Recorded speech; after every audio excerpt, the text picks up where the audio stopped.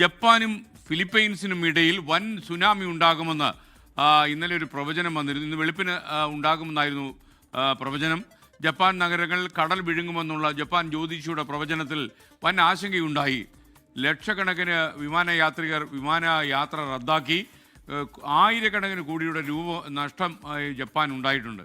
2011 സുനാമിയും കോവിഡും പ്രവചിച്ചുവെന്നാണ് അവകാശവാദത്തിൻ്റെ പേരിലാണ് ആളുകൾ ഇത്ര കൂടുതൽ ഭയപ്പാട് ഉണ്ടായത് ഈ പ്രവചനത്തോടെ.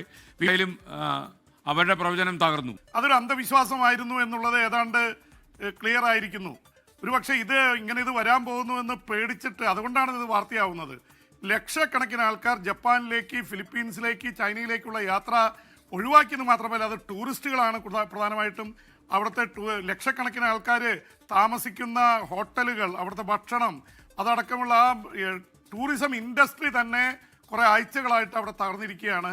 അതുകൊണ്ട് ഏതാണ്ട് 33,000 കോടിയുടെ നഷ്ടമുണ്ടായെന്നാണ് പ്രാഥമിക വിലയിരുത്തൽ വരുന്നത്.